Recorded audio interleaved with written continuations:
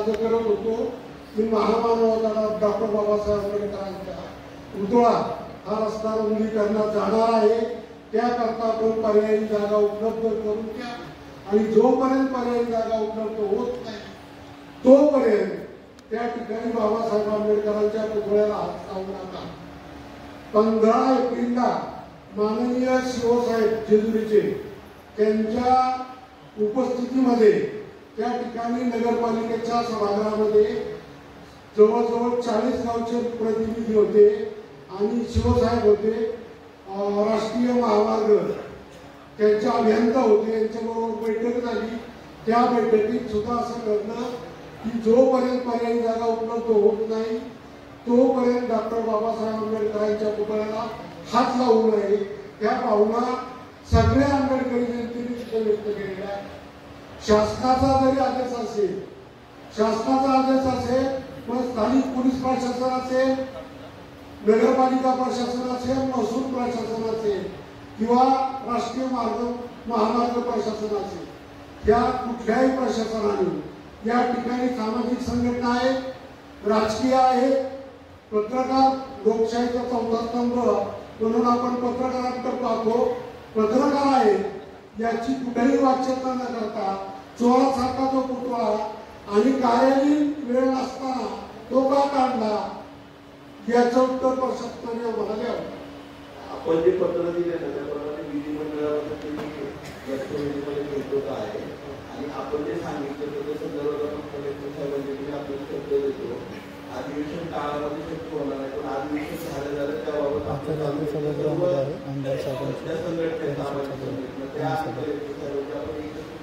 त्याचा मुआवजा त्या ठिकाणी निश्चितपणे करू।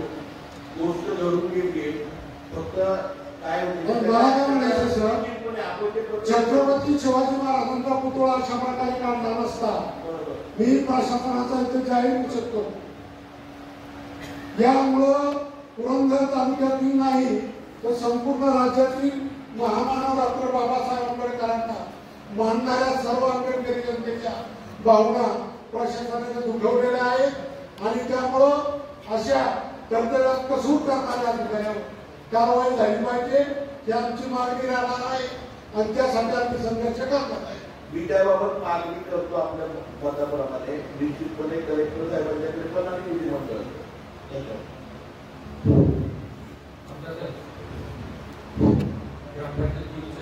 विषय ते आपल्याला स्मशानभूमी दुरुस्तीसाठी आणि दशेच्या घाट दुरुस्तीसाठी 10 लाख रुपये मिळाले, परंतु आपली गायब झाले आणि आपल्याला 2 कोटी जागा रिझर्व आहे पाहिजे 2 तर ते काम करता येत नाही आपल्याला। आपण आता आपली जे पर्यायी व्यवस्था काहीच करता येत नाही, थोडस म्हणजे इथल्या पातळीवर काय आपल्याला मंजुरी देता येईल का बाबा ते काय 2 कोटी सोडून जागेवर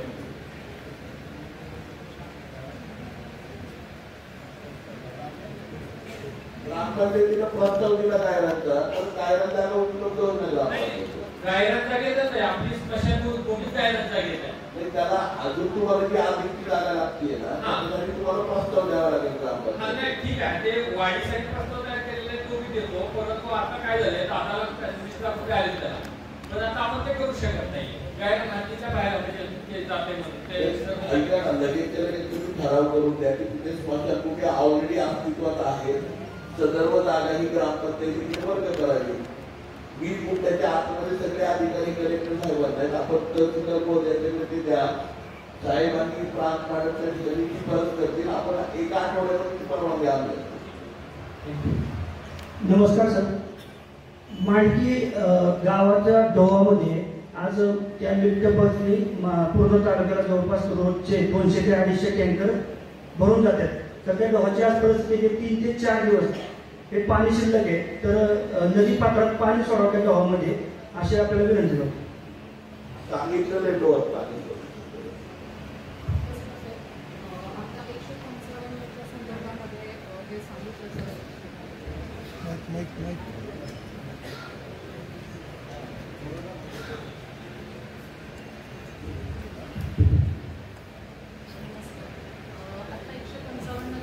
जवळ जरा 155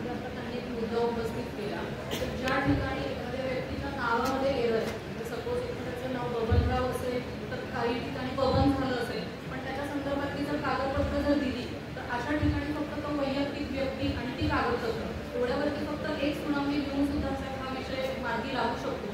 पण अशा केसेसला सुद्धा एक 1-1.5 वर्ष लागतं. पण दुसरा मुद्दा असा की ज्या ठिकाणी एखाद्या व्यक्तीच्या हक्कांवरती गदा येणार, जर 155 मध्ये दुरुस्ती केली तर त्या ठिकाणी मात्र अशा प्रकारच्या सुनावणी घेणं, सगळ्यांना नोटिसा काढणं हे योग्य आहे, कारण त्याच्या हक्कांवरती गदा येणार आहे. पण ज्या ठिकाणी अशा छोट्या छोट्या गोष्टींचं जे की प्रशासनाकडून किंवा तुमच्या अधिकाऱ्यांकडून चुका झालेल्या असतात नावाच्या वगैरे, तर अशा ठिकाणी एवढी लांब प्रोसेस नाही केली पाहिजे सर. हा एक पहिला मुद्दा. दुसरा जसं त्यांनी सांगितलं की बोर्ड वर्ग जर 2 असेल किंवा वर्गाच्या जमिनी असतील, परमिशनचा विषय असेल तर हे अतिशय योग्य आहे सर, कारण बऱ्याचदा 6-6 महिने ब्लॉक ओपन करण्यासाठी गेला जातो. जी तुमची आवश्यक कागदपत्र आहेत, ज्यावेळेस अर्ज दाखल केला जातो त्याच्यामध्ये जर काही पूर्तता करायची असेल तर ते त्याच वेळेस सांगणं गरजेचं आहे. 4-4 महिने जर अर्ज पेंडिंग राहतात. उदाहरणार्थ फक्त पत्र करायचं असेल, त्याच्यासाठी ब्लॉक ओपन करायचं असेल तरी सुद्धा तेवढीच क्लिष्ट प्रोसेस आहे. तर माझी साहेबांना एवढीच विनंती आहे की याच्यामध्ये थोडीशी फ्लेक्सिबिलिटी, अर्ज दाखल करतानाच तुमची आवश्यक कागदपत्र जे आहेत ती दाखल केली तर हे तपासणं, जर नसेल तर तो अर्ज बाद करणं किंवा मागून घेणं हे पर्याय आपल्याकडे असताना ती प्रकरणं पेंडिंग नाही ठेवली पाहिजे. तिसरा मुद्दा आहे सर की कुठलंही प्रकरण जर असेल, नवीन दाखल केलं असेल तर त्याच्यामध्ये नोटिसा जे काढणं, प्रकरण दाखल केल्यापासून नोटिसा काढण्याचा हा जो कालावधी आहे, आपण जर रेकॉर्ड चेक केलं तर काही प्रकरणांमध्ये 2-2 वर्ष सुद्धा नोटिसा निघालेल्या नाहीये. म्हणजे जो व्यक्ती ते प्रकरण दाखल करेल त्यांनी प्रत्येक टेबलला जायचं, प्रत्येक अधिकाऱ्याला भेटायचं, त्यांच्या विनवण्या करायच्या आणि मग त्याच्यानंतर त्याच्यामध्ये नोटिसा निघणार आहे. तर ही प्रोसेस कुठेतरी बदलली पाहिजे. अर्ज दाखल केल्यानंतर नोटिसा निघणेपर्यंतची सगळी कारवाई ही प्रशासनाची आहे, आपल्या अधिकाऱ्यांची आहे, हे होत नाही. चौथी गोष्ट आहे की बऱ्याचदा काही व्यक्ती वयस्कर असतात, त्यांच्यामध्ये काही महिला असतात, काही आर्थिक अडचणी असतात, ते कचेरीवरती वारंवार हेलपाटे मारू नाही शकत. अशा वेळेस जर त्यांना थोडंसं नियमांच्या पलीकडे जाऊन फ्लेक्झिबिलिटी दाखवून जर आपण सहकार्य केलं, बऱ्याचदा असं होतं की ही प्रकरण तहसीलदार साहेबांकडे गेल्यानंतर ते वैयक्तिक लक्ष घालतात आणि ते सॉर्ट आउट करतात. म्हणजे हे माझे वैयक्तिक अनुभव आहे की त्यांनी बऱ्याचदा सहकार्य केलेले आहे. पण ही सहकार्याची भावना जे त्यांच्या खालचे कर्मचारी आहेत त्यांच्याकडून अपेक्षित आहे की जी केली जात नाही. तर प्रत्येक गोष्टीत तहसीलदार साहेब वैयक्तिक लक्ष घालू शकत नाही आणि अशामुळे अनेक वयस्कर आहेत, पीडित महिला आहेत, त्या तहसीलदार कचेरीत येणं सोडतात आणि हा एक प्रकारे त्यांच्यावरती अन्याय आहे. आणि सर याच्यामध्ये सुधारणा होणं फार गरजेचं आहे. मॅडम, तुमचा 155 विषय जर नावात दुरुस्ती असेल किंवा किरकोळ विषय असतील तर त्याला आपण सुनावणी सुद्धा घेत नाही. केवळ मंडळाधिकाऱ्याच्या अहवालावर दुरुस्ती करून देतो. दुसरी गोष्ट आपण बरोबर म्हटले की ज्या गोष्टीमध्ये एखाद्याच्या हातात गदा येणार असेल तर त्याला सुनावणी आपल्याला घ्यावंच लागते. पण बऱ्याचदा काय आता पक्षकार हजरच राहत नाही. ज्याला माहिती आहे की माझं चुकीचं क्षेत्र वाढलेलं आहे त्याच्यामुळे तो हजर राहत नाही. त्याच्यामुळे ते प्रकरणं जे आहेत मॅक्झिमम त्या ठिकाणी पेंडिंग असतात आणि खालच्या कर्मचाऱ्यांची जर तुम्ही तक्रार केली, तक्रारबद्दल सूचना दिली, नोटीस काढणे असो किंवा अर्जात दुरुस्ती करण्याची असो तर त्याची लक्षता घेतली पाहिजे आणि हे स्पीडीली कसे प्रकरणं नक्की आपण काळजी करू शकतो. नमस्ते सर. 155 विषय मॅडम आपण पण मांडला आणि मला वाटतं आम्ही दादांनी पण मांडलं, विठू दादांनी. 155 विषय म्हणजे काय झालं की आपल्या टेक्निकल प्रॉब्लेम पडतो विषय आला. आपण म्हणतो त्या सरांची बोलू लागतं तहसीलदार की प्रोसिजर अशी की हेरिंग लावायचं, तो मी मंडळामध्ये पण नाव मांडतो कारण तो टेक्निकल विषय म्हणजे तुला सातबारात असेल तसा रिफ्लेक्ट झाला पाहिजे ऍक्च्युअली, बरोबर ना? तो रिफ्लेक्ट होत नाही बरोबर 155 प्रमाणे दुरुस्ती करावी लागते. तर तो एक विषय मांडून जेणेकरून लोकांना तो त्रास होतो सगळा, म्हणजे हेरिंग, सगळ्यांना नोटीस काढणं, बोलणं, सातत्याने जाणं, हाही विषय तर टेक्निकल. कारण हा काय की बफर टाईम आहे की मॅन्युअलवरनं कम्प्युटराईज होत चाललंय, त्यामुळे आपल्या टाईममध्ये हा हे जरा इश्यू जर कंटिन्यू होत आहे. हा विषय खूप मला वाटतं आपल्याकडे सगळीकडेच विषय आहे. त्यामुळे हा मी 155 मानतो. कागदपत्र काढायचे असतात, उदाहरणार्थ सातबारा आहेत, फेरफार आहेत, तर त्याच्यामध्ये तर इतका गोंधळायचा आहे की अर्ज दिल्यानंतर त्याला एक मुदत दिली जाते, 8 दिवसांनंतर तुम्हाला कागदपत्र मिळतील वगैरे. पण तो व्यक्ती 8 दिवसांनी आल्यानंतर त्याची दखल सुद्धा घेतली जात नाही, कारण तो एक व्यक्ती तिथे जर येतो तर तो त्याचं दिवसाचं सगळं कामकाज, त्याचं येणं जाणं, त्या सगळ्या गोष्टी गृहीत धरूनच तो त्याला दिलेल्या वेळेत येतो. पण तिथे तर त्याची कुठलीच प्रकारची दखल घेतली जात नाही. 15-15 दिवस त्याला हेलपाटे मारावे लागतात. पण उलट पक्षी जर आपण बघितलं तर काही लोकांचे अर्ज दिल्यानंतर त्यांना 2 तासात सुद्धा उत्तरे मिळतात आणि तिथे थोडासा भोकाचा पण प्रकार आहे. तर ह्या सगळ्यामुळे तहसीलदार साहेबांनी थोडंसं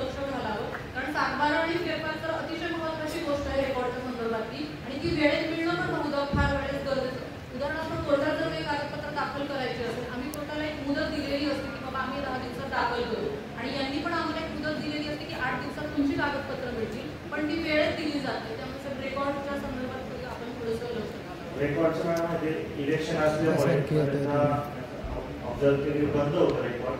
मी पण शेवटच्या टप्प्यात जॉईन झालो, त्याच्यामुळं ह्या तुमचं पॉईंट बरोबर आहे की 2-3 महिन्यापासून रेकॉर्डची जरा घडीविश केली होती, परंतु ते आता आपण रुळावर आणलेले आहे बऱ्यापैकी. स्वतः त्याच्यामध्ये लक्ष देतोय आणि 8 ते 10 दिवसामध्ये सगळे पेंडिंग अर्ज जे आहे रेकॉर्डचे ते निघून जाते.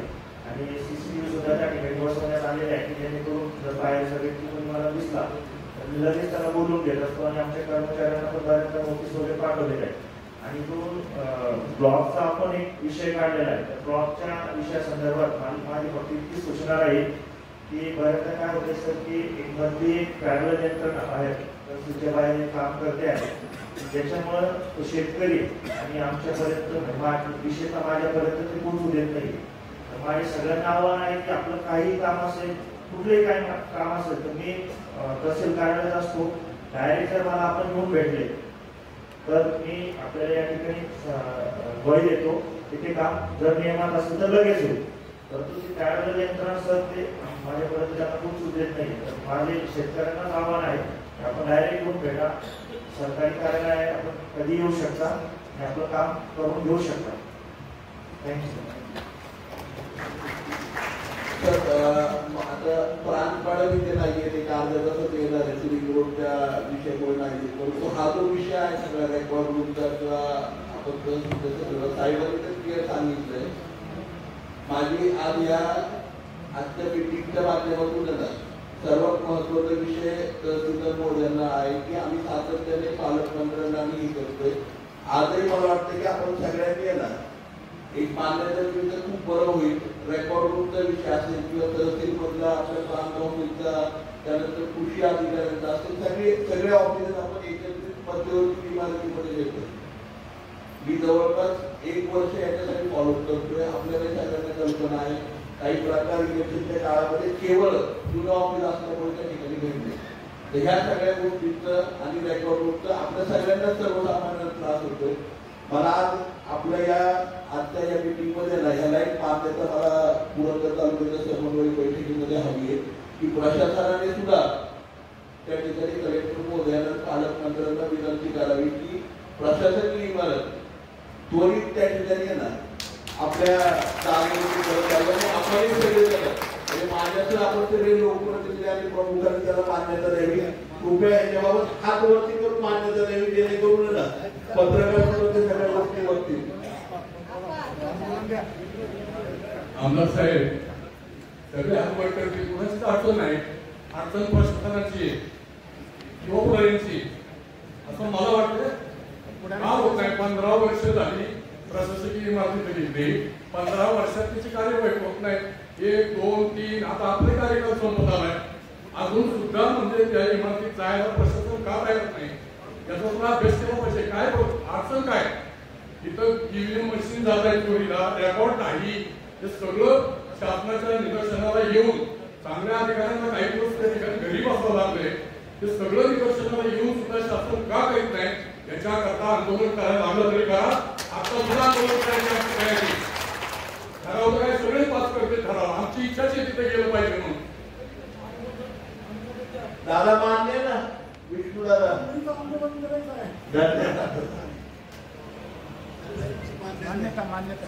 माईक द्या, माईक. आपण मान्यता दिली तर उद्या यांनी गेलं पाहिजे. माईक द्या ना त्यांच्याकडे. उद्घाटनाचं काय भानगडीत पुढाऱ्यांचा संबंधच येत नाही त्यामध्ये. उद्घाटन कामकाज पहिलं प्रशासकीय लेवलला पुढाऱ्यांचा संबंध नाही याच्यामध्ये. प्रशासकीय लेवलमध्येच निर्णय घेणं गरजेचं आहे.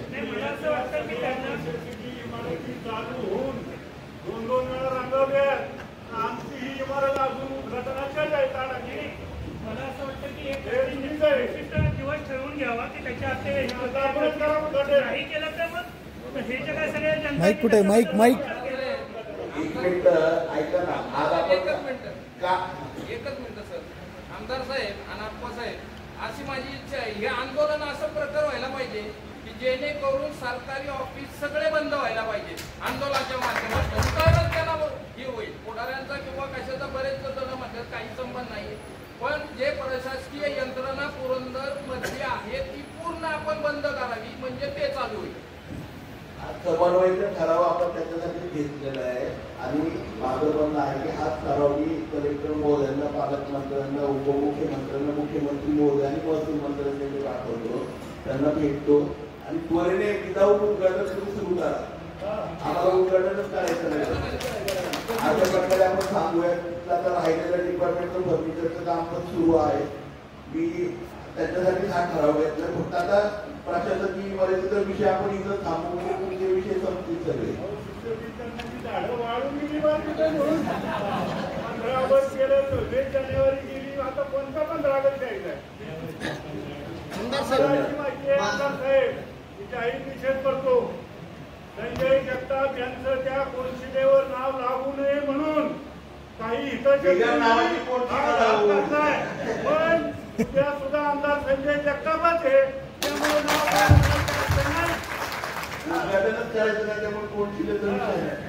आमदार साहेब विषय सुप्याच्या बाबतीत आहे. महसूलचा विषय बरेच दिवस 4 वर्ष झाला पेंडिंग आहे. सामान्य गोरगरीब शेतकऱ्यांचे अत्यंत 4 वर्ष जे तोटा होतोय त्याला आपण प्रशासन जबाबदार आहे. त्याला आपल्याकडे काय उत्तर आहे? कारण आपण जो निकाल दिलेला आहे त्या निकालाच्या बाबतीत संदर्भात सर्व काही कार्यवाही करून आपण तो रस्ता अद्याप पाणंद रस्ता खुला करून न दिल्यामुळे जवळजवळ 200 शेतकरी आज वंचित आहेत आणि वंचित लोकांचा आपल्याकडून प्रश्न सुटला नाही आणि जर त्यासाठी आंदोलन केलं, उपोषण केलं, पण आपण त्याची गांभीर्याने दखल घेतली नाही.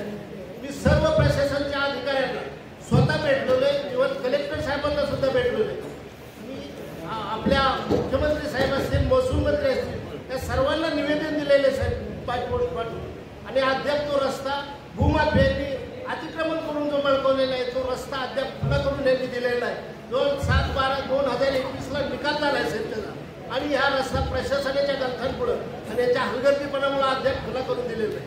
आणि तिथं जवळजवळ या शासकीय अधिकाऱ्यांनी शासनाचं 10 ते 15 कोटी रुपयाचं गौण खनिजचं उत्खनन झालेलं असं दंड न करता किंवा पेनल्टीनं चार्ज करता तिथला जो चाललेला गैरप्रकार यांनी जर थांबवला नाही तर सर्वसामान्य शेतकरी आणि गोरगरीब आहेत ना त्यांचं पोट पाण्याचा प्रश्न निर्माण झाले.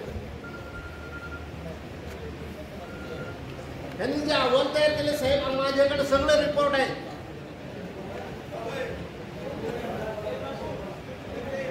शिष्टमंडळ येऊन साहेब यांच्याकडे 200 लोक आलो आम्ही, त्यांनी अद्याप त्यांनी कार्यवाही केलेली आहे. त्यांचा जो अहवाल आहे तो मी आणलेला आहे. महसूलच्या ज्या यांनी अहवाल जो दिलेला आहे तो अहवाल मी आणला हे सांगतात. त्यांना नोटीस काढले ते हजर होत नाही, म्हणजे याचा नक्की काय प्रकार आहे? शासन तुमच्या किंवा कायदा तुमच्या हातात आहे. तुम्ही कायद्याचा वापर करून जर हे करत तर हे सर्वसामान्य शेतकरी आज गोरगरीब उपाशी पोटे हे राहतात. ठीक आहे, हा विषय आला माझ्याकडे. 21ला त्याच्यामध्ये निकाल दिलेला आहे. आता रस्ता खुला करण्याचा विषय आहे. साहेब 4 वर्ष लोक वंचित आहे ना, त्या लोकांची भरपाई कोण देणार? तुम्ही कुणाकडून वसूल करणार? संबंधिताच्या ह्याच्यावर बोजा चढवणं पडीक शेती पंचनामा केलेला आहे, आपण सगळं केलेलं आहे. बघून घेतो कधी शेतकऱ्यांचे नुकसान होत्या, परंतु एखाद्याच्या जीविताला हानी पोहोचेल असं तिथं ताली घातलेले आपण काही लक्ष देत नाही. महसूल विभाग काय करतं सर? महसूल विभाग मी प्रांत साहेब असेल, कलेक्टर साहेबांना सुद्धा स्वतः शिष्टमंडळ घेऊन गेलो. आपल्या त्यांनी सांगितलं होतं करून द्या खुला. मी पोलीस प्रोटेक्शन SP कडून घेतलेलं होतं. आपल्या प्रांतीय अधिकाऱ्यांनी कुठलाही FIR दाखल केली नाही का पोलीस डिपार्टमेंटनी सुद्धा काय केलं नाही. म्हणजे याचा नक्की काय प्रकार आहे काय केलं साध्य होत नाही. आम्ही नक्की काय केलं पाहिजे? 8 दिवसामध्ये आपला विषय आणखी लागेल. धन्यवाद सर. तर एखाद्या कामाची मंजुरीची आधीपासून असेल शासकीय मान्यता तर तुम्ही शासकीय एखाद्या कामाची मंजुरी जर 0 आधीपासून असेल तर प्रशासकीय अधिकारी तो स्वतःच्या मनाने ती मंजुरीच्या विरुद्ध दिशेने काम करू शकतो का? कुठला विषय आहे आणि कुठल्या डिपार्टमेंटशी संबंधित ते सांगा. आधीपासून 2 किलोमीटरचा रस्ता मंजुरी कुठल्या डिपार्टमेंटकडे?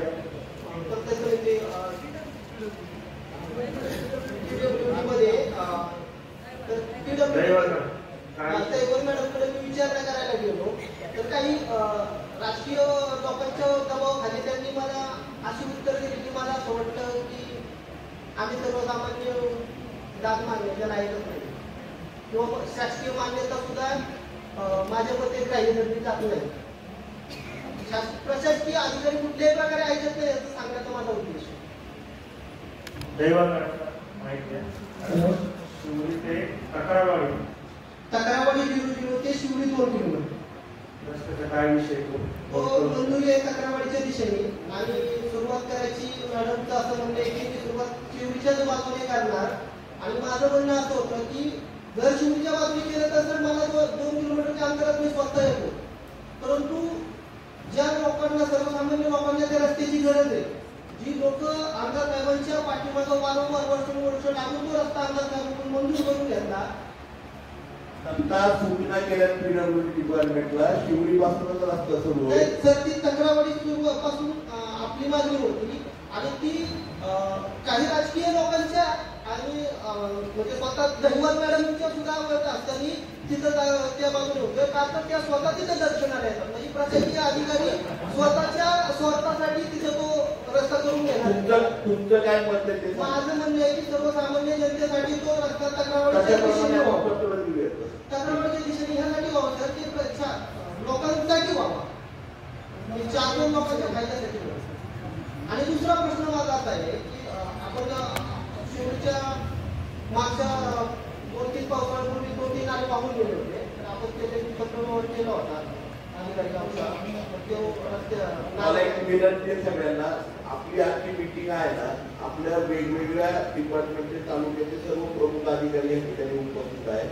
की तालुका किती कमिटीची मीटिंग आहे याच्यामध्ये फक्त ना त्या डिपार्टमेंटच्या विषयाशी संबंधित ज्या अडचणी आहेत त्या संदर्भात जर आपण प्रश्न विचारले ना, काय विकास कामांची आपली मीटिंग नाही, आपण जो तालुक्याचा आमसभा आहे ती आपण 25 जुलैला घेत होत आहे, त्यामुळे त्यावेळेस आपला विषय होईल. परंतु आज जे आहे समन्वयचे आहे तालुक्याचे सर्व डिपार्टमेंटचे प्रमुख अधिकारी आहेत. त्यामुळे त्या खात्याशी संबंधित कामाच्या प्रोसिजरमध्ये किंवा असं एखादं काम आणलंय की जे आता नगराध्यक्षांनी सांगितलं की ते खूप वर्ष झालं पेंडिंग आहे, असं असेल तरच फक्त ते सांगावं एवढी विनंती सगळ्यांना. वेळ पण येणार आपला टू द पॉइंट आपल्याला बोलतोय.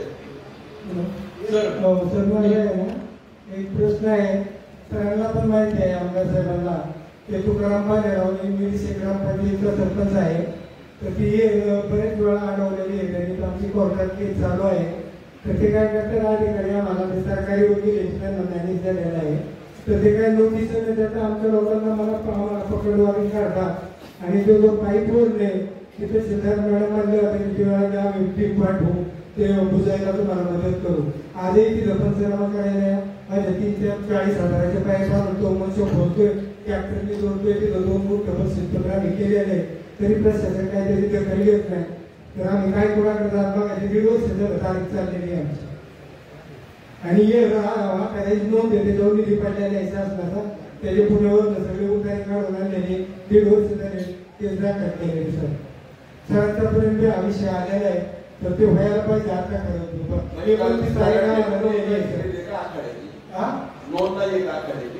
त्याच्या आहे ना जगताप साहेबांनी 2 गुंठ्याची नोंद करून दिली. आखाड्याची नाही विहिरीची, प्यायच्या पाण्याची विहिरी. अडचण म्हणजे ती केस दाखल केली ना दुकान लागलं त्याच्यामुळे आमचे हे केल्या पाईप तोडून टाकले, बोट पाडले. मॅडमला त्या विद्यार्थी प्रस्तावूनच केस दाखल केलेली. आम्हाला कोणत्या आताच देत नाही, 29 तारीख दिली आणि दरवेळी शनिवारचीच तारीख देते ते. मॅडमला सुट्टी असते ग्रामसेवकला, त्या दिवशी 1 तारीख फुटली तर आम्हाला पकडवारी काढलेली. नोटीस नाही, काय नाही नाही, खाली कोर्टात विषय 29 तारीख दिली आता आम्हाला. पंचायत समितीकडनं तो विषय आहे ना, जर कुणी अकवा केले काय त्याचे उतारे काढलेले ना आपण ना आपल्या रिसर्चच्या बाबतीमध्ये हा पाण्याचा विषय आहे गंभीर. मी व्हिडिओ मॅडमला आणि तहसीलदार साहेबांना विनंती करतो की ना टेक्निकल बाबतीतून काय करता येईल आपल्याला की जेणेकरून ग्रामपंचायत बघून येऊन नाही पंचनामा करावा. आर्थिक कंडिशन दिले बोर मारलेला आहे त्यांनी जवळच्या बाजूला पाण्याची टंचाई आहे. कोर्टात गेले कोर्टात संयुक्त पाणी करायला लावून निश्चितपणाने काय त्याच्यात करता येईल कोर्टात सुद्धा ह्यालाच उत्तर द्यावं लागेल ना. तर ती कृपया येणार नोंद घ्या आणि आम्हाला 29 तारखेच्या आत आहे ना ते काहीतरी कळलं पाहिजे. आम्ही आता प्रायव्हेट वकील देण्यासाठी तुमच्याकडे आमदार कारण आम्हाला सरकारी वकील नोटीस नका पकडवारी करते पोलीस आमच्या घरी आहे. सांगा तुम्ही काय करायचं या विषयावर. गाव पाणी देते काम सरकारी ऐका ना, हा विषय ना कोर्ट न्याय प्रविष्ट आहे. त्यामुळे मला माहिती नाही की व्हिडिओ मॅडमांनी तहसीलदार सध्यामध्ये किती हस्तक्षेप करू शकते. मी तुम्हाला उद्या पत्र देतो, त्याची केस नंबर देतो, कुठल्या कोर्टात चालू आहे सगळे डिटेल देतो, 7 पाणी देतो त्याचं. बघा समजून घ्या ना तुम्ही काय. तुम्ही जर याच्यात लक्ष नाही दिलं तर सामान्य मनुष्य आम्ही आमच्या ग्रामपंचायत उत्पन्न नाही कोर्टात एवढे राहायचं. आणि तो सरकारी वकील तर घेऊच नाही शासनाने एवढ्याला फाडवे डोकं फिरायची पाहिजे. मला एक विनंती करायची, सरकारी वकिलाची कंप्लेंट असेल तर तुम्ही माझ्याकडे द्या, मी डिस्ट्रिक्ट जजला पत्र देतो. आणि त्याचा जो हे ना तो ऐका ना, सरपंच म्हणून द्या आणि हा सगळा संदर्भ द्या. आपण महाजन साहेबांना, डिस्ट्रिक्ट जज महाजन साहेब आहेत, त्यांची मी वेळ घेतो, तुम्ही माझ्याबरोबर चला, आपण भेटू त्यांना. ठीक आहे. या केसच्या बाबतीत पण बोलतो, सरकारी वकिलांच्या बाबतीत पण बोलतो. ठीक आहे. सर, सरपंच गणेश होते. आमचे पाणी रस्त्याबद्दल बोलायचं होतं की एक पाणी पंचायत ते 3 वेळेवरती असा पाणी रस्त्याचं उद्घाटन झालं, मधून मंदिर पण आलते, पण त्याच्यावर काही कारवाई झाली नाही.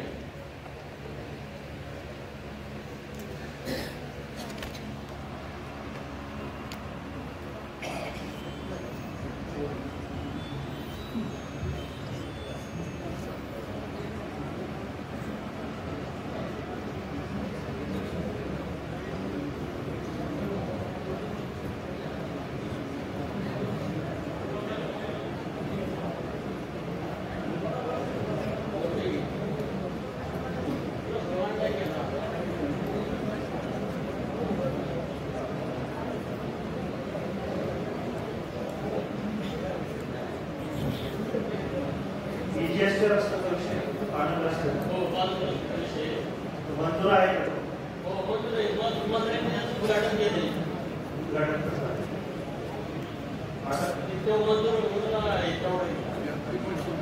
त्याला निधी नव्हता आपल्या काळामध्ये.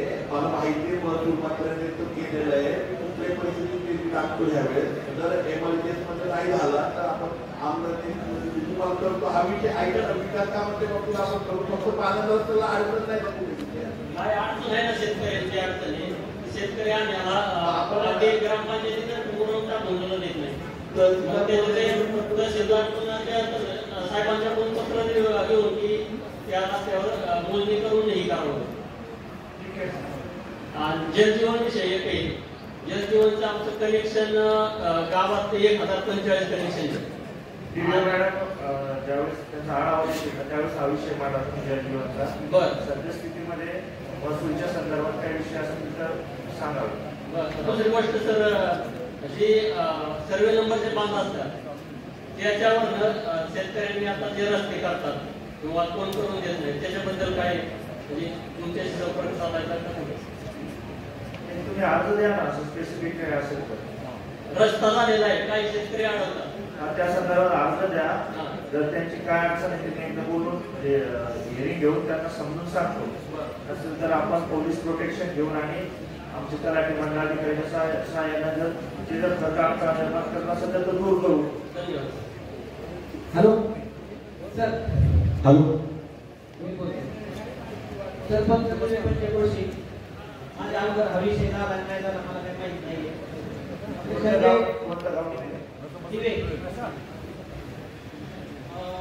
शासन आपल्याला फॉर्म घेतले होते. काहीतरी ते फक्त त्याच्यासाठी 2-3 फॉर्म घेतले होते. त्याच्यानंतर आम्ही 3 फॉर्म जमा केले होते. माझा पहिला प्रश्न असा आहे, मीटिंग किती महिन्यात होते? मीटिंग 20 जूनला झाली. दर महिन्याला आपण मीटिंग घेतो. पण आचारसंहिता जर असेल तर त्या कालावधीमध्ये घेता येत नाही. आता 20 जूनला मीटिंग झाली. 20 जूनला झाली.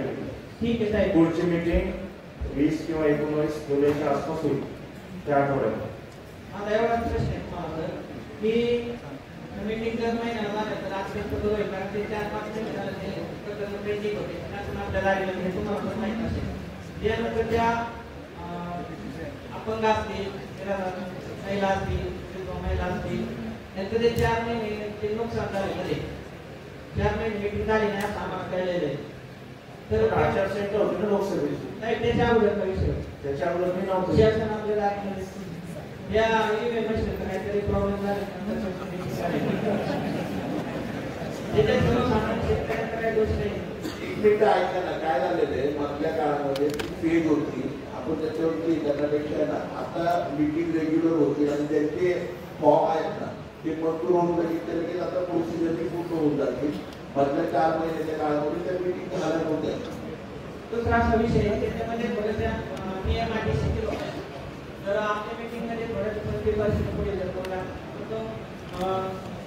प्रतिबंध सर्टिफिकेट नाही मुरुगंवर नसेल ह्या ज्या शिथिल केलेल्या अटी आहेत आणि त्या शासनाच्या दारीमध्ये होत्या. आमच्या मीटिंगमध्ये त्या मला वाटतं केल्याच नाही केल्याच मला काही माहीत नाही. एक मिनिट, आपल्या सगळ्यांना मला विनंती काय करायची, आपली आजची मीटिंग आहे ना ही तालुका समन्वय समितीची मीटिंग आहे. तर आपले जे डिपार्टमेंटचे प्रश्न आहेत ना ते जर स्पेसिफिकली सांगितले ना, आता आपण ते सांगताय जर आपण त्याचा दाखला कुणाला मिळायला अडचण येते, आपली संजय गांधी निराधार झाल्यानंतर जास्त काळ त्याला मंजुरी नाही तर एवढ्याच गोष्टी सांगाव्या. आपण जे प्रश्न विचारलेत नाही आपल्याला आमसभेमध्ये घेता येणार प्लीज आमसभेसाठी तुम्ही हे प्रश्न ठेवा, ते सगळ्या प्रश्नांची आपण उत्तर देऊ.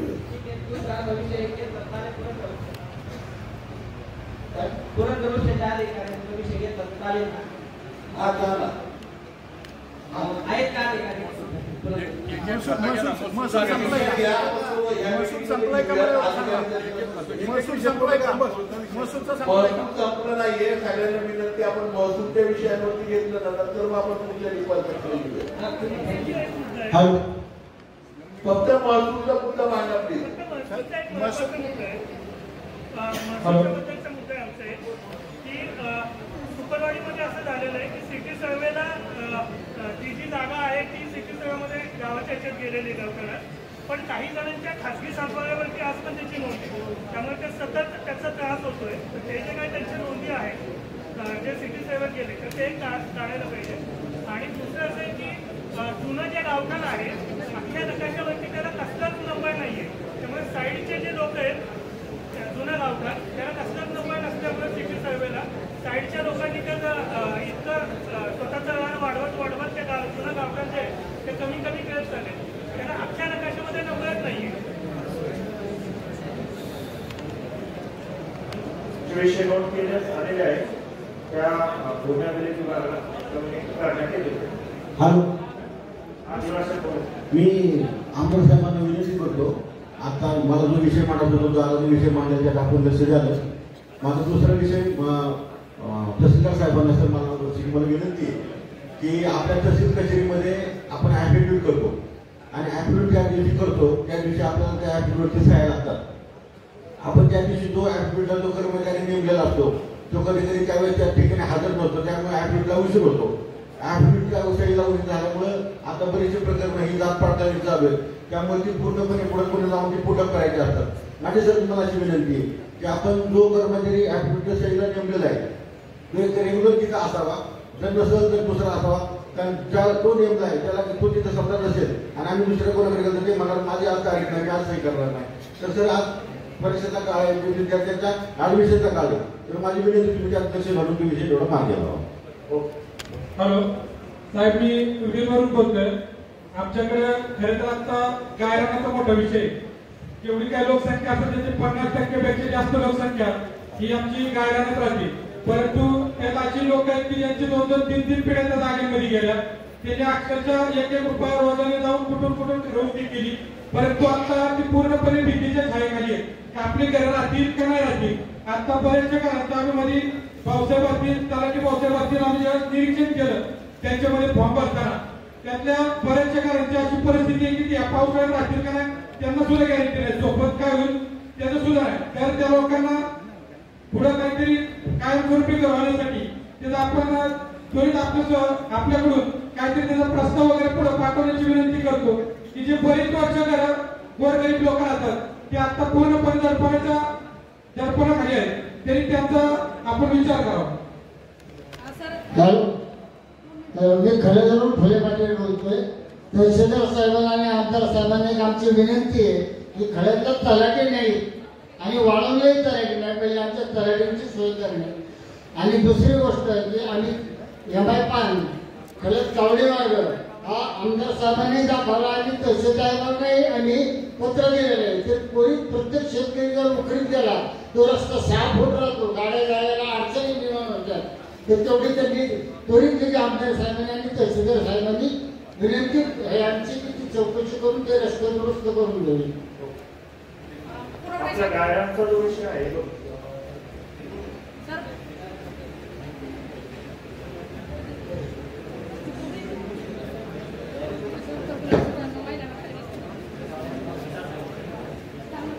रुपेशजी, तुम्ही जो प्रश्न मांडला ना वीजचा, काय झालेलं आहे त्याच्या बाबतीमध्ये 1 वर्षापूर्वी म्हणजे मागच्या डिसेंबरमध्ये महाराष्ट्र शासनाने केंद्र सरकारच्या प्रश्नावरती सगळ्या गायरान जे आहेत ते अतिक्रमण काढण्याबाबत सूचना केली होती. आम्ही सगळ्यांनी विधिमंडळामध्ये तो प्रश्न मांडून अतिक्रमणात काढायच्या गोष्टीला स्टे दिलेला आहे विधिमंडळामध्ये मुख्यमंत्री महोदयांनी. परंतु ते पॉलिसी डिसिजन तुम्ही सांगितलेलं त्याच्यावरती आम्ही सर्व आमदारांनी मांडलेले, एकत्रित सर्व पक्षाच्या आमदारांनी मांडले की इथे गायरानांमध्ये घरं आहेत ती त्यांच्या नावावरती करावी. तो पॉलिसी डिसिजन आहे, तो आपल्या तालुका पातळीवरचा नाहीये, त्याला फॉलोअप घेतोय. परंतु तोपर्यंत हे अतिक्रमण काढण्यासंदर्भात होतं ना की घरं आहेत, घरांचं अतिक्रमण आहे त्याला मला वाटतंय शासनाने संरक्षण म्हणजे स्टे दिलेला आहे. इतर अतिक्रमणांना नाही, परंतु घराच्या जे राहती घर आहेत त्याच्या अतिक्रमणाला स्टे दिलाय. आणि तुम्ही म्हणताय तो आम्ही आता अधिवेशनामध्ये पुन्हा एकदा मांडू की बाबा लवकरात लवकर त्याचा निर्णय घ्यावा आणि घराच्या जागा लोकांना द्याव्यात. Thank you sir. सर, माळशिरसच्या संदर्भातला विषय होता आमचा.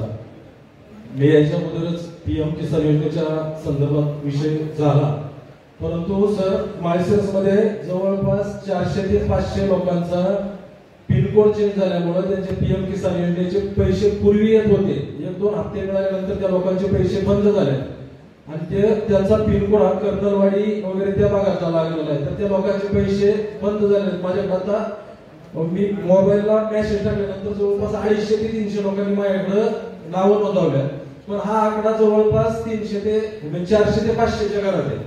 आता महसूलकडे तहसील कचेरीत लोक आल्यानंतर ते सांगतात तुम्ही कृषी विभागात गेलं की ते सांगतात तुम्ही KYC करून घ्या, KYC ला गेलं की ते सांगतात बँकेत जा, बँकेत गेलं की ते सांगतात पोस्टात जाऊन खातं खोला. लोकांची अगदी सशे वरपड होत्या. तर माझा आपल्याला विनंती आहे की तुम्ही कृषी विभाग आणि महसूल यांनी समन्वय करून राजुरी, माळशिरस, मोठे या भागातील जवळपास 1000 पेक्षा जास्त शेतकरी आहेत. तर त्याचा कॅम्प मी माळशिरस ग्रामपंचायतच्या वतीने व्यवस्था करतो. त्याचा कॅम्प तुम्ही माळशिरस मध्ये लावा, त्याशिवाय तो लोकांचा प्रश्न त्या ठिकाणी मार्गी लागणार नाही. आणि दुसरा विषय तहसीलदार साहेब, दुसरा विषय आमचा असा आहे की माळशिरसला सध्या प्रभारी चार्ज कुचेकर भाऊसाहेबांच्याकडे तलाठी ऑफिस आहे, त्यांच्याकडे राजुरी रिसेप्शन आणि प्लस माळशिरस, पोंडे आणि टेकवडी, त्यामुळे त्यांच्यावरती देखील कामाचा अतिरिक्त भार पडतोय. तर आमच्या गावासाठी आम्हाला स्वतंत्र तलाठी त्या ठिकाणी आपण उपलब्ध करून द्यावा. आम्ही त्या ठिकाणी ग्रामपंचायतच्या वतीनं तलाठी ऑफिसला जागा उपलब्ध करून दिलेली, ऑफिस दिलेलं आहे. आमच्या आपल्याला विनंती आहे की त्या ठिकाणी दररोज तलाठी राजुरी आणि माळशिरस जर 2 गावं असतील तर दिवसाआड तरी कमीत कमी तलाठी त्या ठिकाणी येऊन बसला पाहिजे. कारण की लोकांना साधी जर कामं असतील तरी सासवडला यावं लागतंय. तर आमच्या त्या ठिकाणी तलाठी आम्हाला माळशिरसला कायमस्वरूपी अवेलेबल झाला पाहिजे. सर, माझा अजूनही दुसऱ्या विषयांच्या संदर्भातले विषय थोडं काय होतंय, एकच माणूस सारखा बघायचा, ते परत माईकची वेटिंग करायला बराच वेळ जातो. तर फक्त संबंधित विभागांनी फक्त आमचे मुद्दे जे आहेत त्याची नोंद घ्यावी एवढीच मी विनंती करतो. की कृषी विभागाच्या बाबतीत सर आपण खरीपचा दिवशी आढावा घेतला त्यावेळेस ठरलं की जे खतांच्या बाजारभावात बरेचसे दुकानदार खतांची विक्री ब्लॅकच्या रेटने त्या ठिकाणी करतात. तर त्या खतांच्या बाजारभावाचे बोर्ड आपण त्या ठिकाणी ग्रामपंचायतच्या बाहेर आणि त्या खताच्या दुकानाच्या बाहेर लावावेत असा विषय झालेला आहे, पण अजून त्याची कार्यवाही त्या ठिकाणी झालेली नाही. त्याचबरोबर कृषी सहाय्यक हे गावात येतात पण ठराविकच लोकांना भेटतात आणि ते सर्वसामान्य लोकांना उपलब्ध होत नाही. तर आठवड्यातून 2 दिवस त्या लोकांनी त्या ठिकाणी ग्रामपंचायतच्या प्रत्येक गावात जाऊन ऑफिसमध्ये बसावं. तशा पद्धतीच्या सक्त सूचना आपण त्या कृषी सहाय्यकांना त्या ठिकाणी द्याव्यात अशी आमची विनंती आहे. महावितरणच्या बाबतीत सर आमचा एक माळशिरसमधला विषय की आपल्या माध्यमातून तळे वस्ती आणि तोडकर वस्तीचे 2 ट्रान्सफॉर्मर मंजूर झाले गेले 6 महिन्यापूर्वी. त्या ठिकाणी अधिकाऱ्यांनी येऊन व्हिजिट केली, पण प्रत्यक्षात काम मात्र त्या ठिकाणी झालेलं नाही. या तोडकर वस्तीचा ट्रान्सफॉर्मर त्यांनी तो पोल उभे केले, पण ट्रान्सफॉर्मर चालू केलेला नाही. तळे वस्तीचं तर कामही केलेलं नाही आणि ते जे कॉन्ट्रॅक्टर आहेत ते फक्त उडवणीची उत्तरं देतात. तर त्या बाबतीत देखील आपण त्यांना त्या पद्धतीने सक्त सूचना देऊन ते आमचं काम लवकरात लवकर पूर्ण करावं ही आपल्याला विनंती आहे. दुसरा सर विषय आमचा पोलीस स्टेशनच्या बाबतीत आहे की पोलीस स्टेशनच्या बाबतीत आमच्या माळशिरस गावामध्ये मागच्या बऱ्याच दिवसापासून म्हणजे बाहेरचे लोक दारू, गांजा, ताडी हे व्यवसाय अतिशय सर्रासपणाने त्या ठिकाणी चालू आहे. आणि आपल्याला सर हे माहिती आहे की जे ईव्हीएम मशीनचं जे इथं जे प्रकरण घडलं त्याचं रॅकेट माळशिरस मधून आहे. या सगळ्या मुलांना त्या ठिकाणी सांभाळण्याचं काम हे गावातल्या दारूबंदीवाले करतात. माझी आपल्याला विनंती की एवढे चांगले अधिकारी त्या प्रकरणात नहात त्यांचा त्या ठिकाणी बळी गेला होता. मध्यंतरीची सर 2 प्रकरणं अशी झाली की ही मुलं अगदी गावातल्या बाहेरच्या लोकांना खंडणी त्या ठिकाणी मागत असतात. 15 ते 16 मुलांनी एका बाहेरच्या कुटुंबावर रात्री हातात कोयते घेऊन त्या घरावरती अटॅक केला. घर ती माणसं उठत नाही तर त्याच्या गाड्या बाहेरच्या सगळ्या फोडल्या. घराच्या वर गॅलरीत जाऊन त्याचा दरवाजा तोडला. नशीब लोखंडी दरवाजा त्या माणसाचा त्यांनी बळी घेतला असता. इतके प्रकार खराब त्या ठिकाणी होत आहेत आणि ह्याला सगळ्यांना फक्त गावातले दारू धंदेवाले त्या ठिकाणी सांभाळत आहेत. आपण जर त्या दारू धंदेवाल्यांचा येणाऱ्या 15 दिवसात जर त्या ठिकाणी बंदोबस्त करणार नसताल तर आम्ही त्या ठिकाणी आमच्या ग्रामस्थांना घेऊन प्रशासनाच्या विरोधात त्या ठिकाणी उपोषणाला त्या ठिकाणी आम्ही बसणार आहे. हे मी या निमित्ताने त्या ठिकाणी सांगतोय. दुसरा आमचा विषय साहेब व्हिडिओ मॅडमच्या आपल्याकडे आहे की मॅडम आम्हाला माळशिरसला आणि गराड्याला त्या ठिकाणी एकच ग्रामसेवक आहे. खरं तर माळशिरस मोठं गाव आहे. माळशिरसला जोडून जर ग्रामसेवकांना तुम्ही कोंडे वगैरे ग्रामपंचायत दिली तर लोकांना एका रूटवर ग्रामसेवकांना काम करायला सोपं जाईल. काय होतं शनिवार रविवार सुट्टी असते, सोमवारी तालुक्याला ग्रामसेवकांना थांबावं लागतं, मंगळवारी त्यांना गराड्याला जावं लागतं, बुधवारी माळशिरस आणि गुरुवारी परत गराडे. ह्या आम्हाला किरकोळ कामांसाठी सुद्धा त्यांचीही धावपळ होती आणि आमची धावपळ होती. तर दोन्ही ग्रामपंचायत मोठे त्यांना जे गाव हवंय ते एकच गाव ग्रामसेवकांना आम्हाला त्या ठिकाणी उपलब्ध करून द्यावं ही आपल्याला या निमित्ताने विनंती आहे. दुसरा एक 2च विषय सर राहिलेले माझी आपला म्हणजे सर्वच विभागाच्या अधिकाऱ्यांना विनंती की आपण याची नोंद घ्यावी. सर दुसरा विषय की आमच्याकडे प्राथमिक आरोग्य केंद्र आहे. आरोग्य केंद्रात 11 उपकेंद्र आमच्या प्राथमिक आरोग्य केंद्राच्या आखातीत येतात. त्या ठिकाणी 27 पद येतात. त्यापैकी 14 पद हे रिक्त येतात आणि 13 पद त्या ठिकाणी अस्तित्वात आता येते. सर विषय असा होतो की त्या प्राथमिक आरोग्य केंद्रात आल्यानंतर ठेस लागली तरी लोकांचे उपचार होत नाही. म्हणजे तुम्हाला कुत्रा चावलं, सापला चावला तर त्याचा तर विषयच येत नाही. त्या ठिकाणी डॉक्टर सकाळी 11ला येतात आणि 4 वाजता निघून जातात. निवासी डॉक्टर त्या ठिकाणी नसतात. रात्रीच्या वेळेस दवाखाना हा रामभरोसा पडलेला असतो. तर त्या ठिकाणी देखील आम्हाला निवासी डॉक्टर मिळाला पाहिजे आणि या रिक्त झालेल्या जागा त्या ठिकाणी आम्हाला मिळाल्या पाहिजे. आता अधिकाऱ्यांना विचारलं तर ते सांगतात की भरतीच होत नाही. पण भरती होत नाही तर गेल्या वर्षी आमच्या पीएससीच्या 3 लोकांची निबंधी कशी केली. आता जर बदली लोक आम्हाला मिळत नाही तर मग आमची लोक गेल्या वर्षी सोडायला नको पाहिजे होती. आणि आमची त्या ठिकाणी मागणी आता त्या बदल्या होणार आहे. सर आपण हाही विषय त्या ठिकाणी गांधीवाडी घेऊन आम्हाला त्या ठिकाणी कर्मचारी उपलब्ध करून द्यावे. सर दुसरा विषय आमचा बांधकामशी माझा विषय आहे. आमच्या मारुती मंदिराचं सर मध्यंतरी काम झालेलं आहे. जवळपास काम होऊन सर 4 महिने झाले. आम्ही त्या मंदिराचं काम एका कॉन्ट्रॅक्टरला दिलेलं होतं. सर तो कॉन्ट्रॅक्टर माझ्या शब्दात त्यांनी काम केलंय. त्याला मी मध्यंतरी माझ्या बायकोचे डाग गाठ ठेवून त्याला 2 लाख रुपये दिले. पण आम्हाला तुमच्या बांधकाम विभागातून त्याची अजूनही एमडी करून मिळत नाही. मग असं जर असं तर आम्ही कसं काम करायचं तुम्ही सांगा. म्हणजे इतके वाईट पद्धतीने त्या ठिकाणी नुसतं क्युरियन जर आमच्या काढण्यात आलं असतं तर आम्ही काम कसं करायचं त्या ठिकाणी. आम्हाला पंचायत समिती त्याच्यानंतर दुसरं ते आता माळशिरस राजुरी रस्त्याच्या बाजूने केबल टाकायचं सर काम चालू आहे आता. आणि त्या कामाच्या बाबतीत 2 काम करता याच्याशी आम्हाला देणं गेलं नाही. पण आम्ही त्या ठिकाणी तक्रार केल्यानंतर संबंधित अधिकारी लोकांच्या माध्यमातून आम्हाला निरोप पाठवतात की माऊलींना सांगा तुम्ही तक्रार करू नका. एवढा चांगला सर तुम्ही 5 कोटी रुपये खर्च करून केलेला रस्ता आहे, त्याची पूर्ण त्या ठिकाणी वाट लागत चाललेली आहे. आणि अधिकारी जर असं सांगत असतील तर ह्यात कुठेतरी अधिकाऱ्यांच्या हत्या कॉन्ट्रॅक्टर निवडले गेलेले आहेत असं म्हणायला त्या ठिकाणी म्हणजे काय हरकत नाही असं मला वाटते. तर त्या ठिकाणी त्या अधिकाऱ्यांना देखील सूचना द्या, कालच्या त्या ठिकाणी चौडेराव साहेबांनी इतकं वाईट परिस्थितीने काम चालला आणि आम्ही जर नाही बोलतो लोकांना असं वाटतं की कॉन्ट्रॅक्टरांनी सरपंचाला काहीतरी पैसे दिलेले, म्हणजे सगळीकडून आमची त्या ठिकाणी अडचण होते. पण माझं असं म्हणणं आहे की आम्ही प्रचंड सेवाभावी वृत्तीने गावात काम करतो. तर हे जे रस्ते सर लोकांना मोकळं चालायला जमत नव्हतं, आज त्या ठिकाणी रस्ता झालाय. जर नको त्या कारणाने रस्ते खराब होणार असतील तर ते चुकीचं आहे.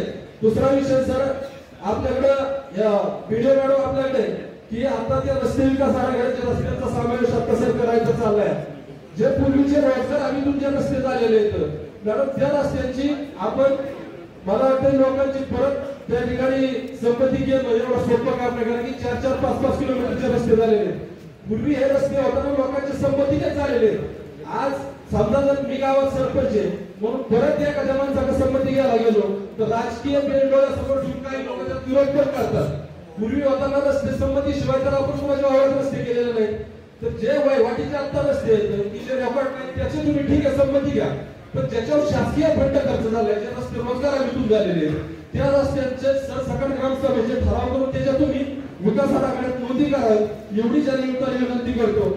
माझे खरं तर विषय खूप महत्वाचे आहे सर. मी या निमित्ताने सांगतोय की आता पालखीचा काळ आहे, प्रशासनावरती ताण आहे, पण जर पुढच्या पालखी गेल्यानंतर 15 दिवसात आमचे जे प्रश्न मार्गी लागले नाही तर आम्ही त्या ठिकाणी ग्रामस्थांना घेऊन आंदोलन करणार. मला कुठल्या विभागाकडून उत्तराची गरज नाही, आमचं काम हेच ह्याच्यासाठी मला उत्तर वाटतं आणि आमची कामं झाली पाहिजे. हे सगळ्या लोकांच्या जीवनाशी संबंधित त्या ठिकाणी प्रश्न आहेत. धन्यवाद.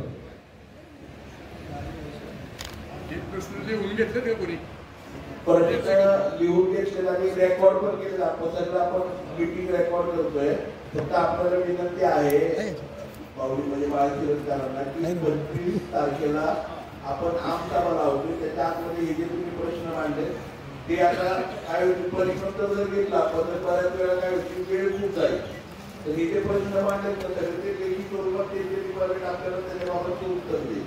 आमची एवढीच अपेक्षा होती की आमदार साहेब तुम्हाला सगळं तालुक्यातलं माहिती आहे, तुम्हीच उत्तर देताय. अधिकारी निदान ओळखू द्या तर आम्हाला कोण आहे, मला तहसीलदार माहिती नाही, प्रांत कोण आहे माहिती नाही. मी तालुक्यात 50 वर्ष काम करतोय, असं काय करताय. निदान त्या अधिकाऱ्याला उभं केलं तर समजल ना की हा पाणी पुरवठ्याचा आहे, हा कुठला ह्याचा आहे, हायवेचा आहे. मला ना हायवेच्या अधिकाऱ्याशी बोलायचे म्हणून बोलतोय. तहसीलदार विक्रम राजपूत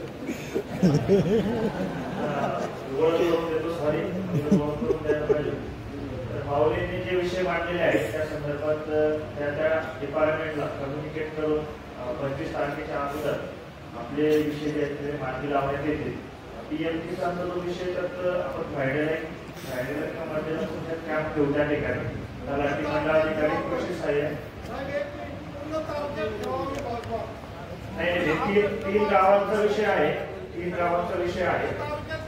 आधारचा विषय जो आहे तो 3 गावांचा आहे, त्याच्यामुळे त्या ठिकाणी प्रायोरिटीनं कॅम्प ठेवण्यात येतील आणि त्या ठिकाणी आपला आधारचा जो PM किसानचा विषय तो मार्गी लावण्यात येईल.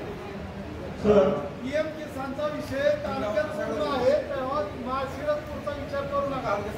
तालुक्यात मोठ्या गावात कॅम्प लावा म्हणजे लहान गावात त्या संदर्भात सुद्धा सूचना देण्यात येतील. सर सोपानका पालखी महामार्ग हा मार्ग मानकीपर्यंत त्याच्या साईडपट्ट्या भरलेले आहेत.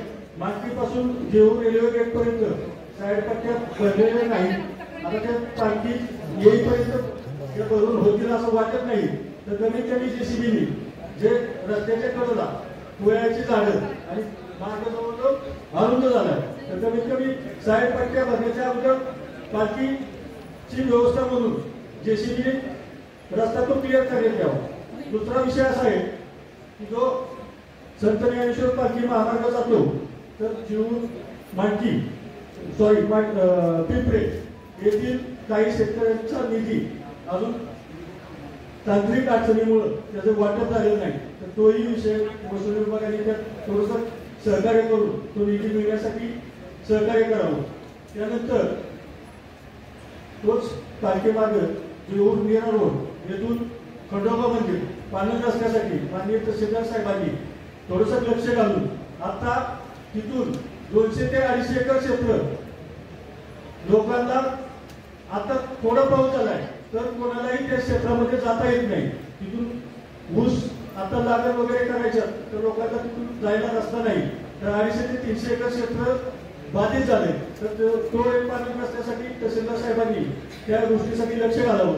आणि एक चौथा विषय की जेवणमधून पाण्याचे काही रोड चालू आहे परंतु त्या कॅनलला पाणी नसल्यामुळे अडचण येते. तर त्या कॅनलमध्ये पाणी सोडण्याची व्यवस्था करा.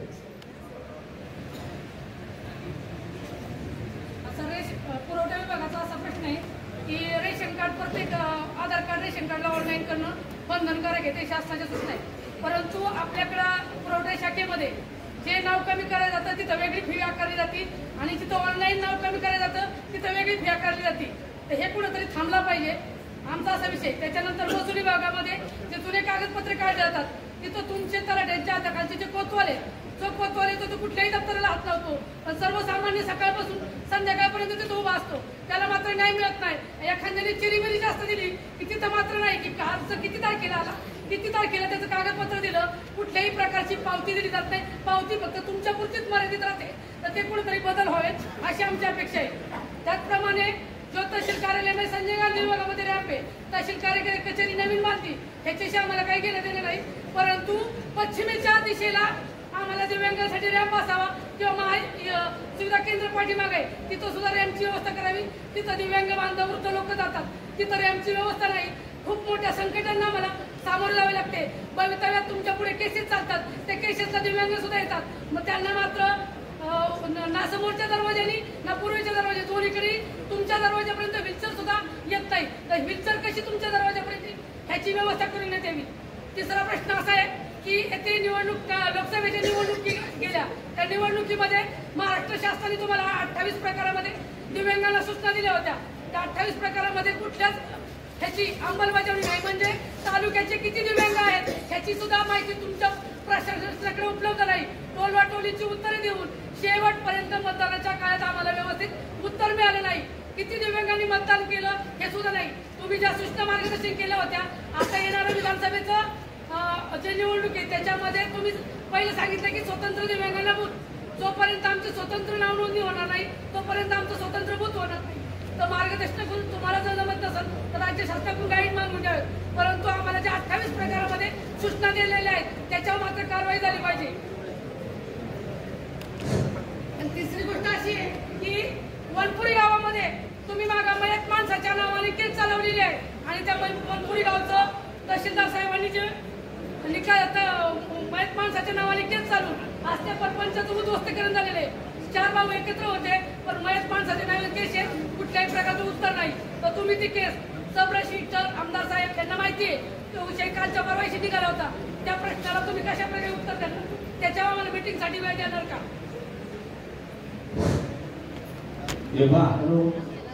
आमदार साहेब आणि तहसीलदार साहेब यांना माझी विनंती आहे की मी हिवरे गावचा रहिवासी, हिवरे आणि सासवड हिवरे गावामधून मला साहेब पहिले पण उत्तर देणार का? मिटिंग मला देणार का? वनपुरी गावासाठी बऱ्याच दिव्यांगांचे प्रश्न आहेत.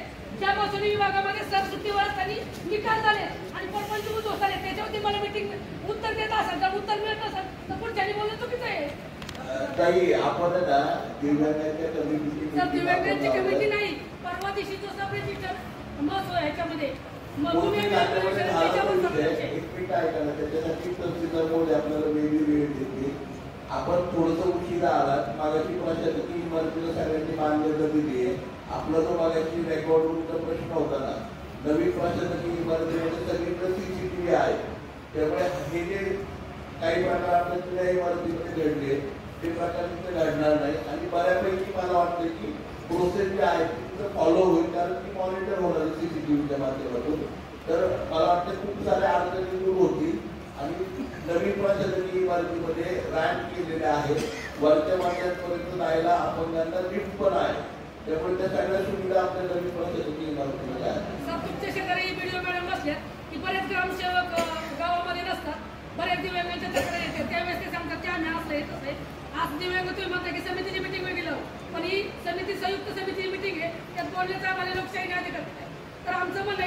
5% निधी ज्या दिवशी ग्रामपंचायत खर्च नाही केल्यावर त्याच्या व्हिडिओ कारवाई करणार का त्या ग्रामसेवकावर?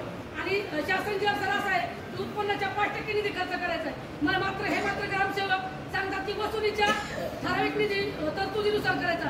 असा शासन जर कोण नाही तर त्याचं उत्तर त्यांनी मला द्यावं की नेमकं काय. तिथं बरेच ग्रामसेवक आहेत, त्यांनाही ते ऐकायला मिळेल.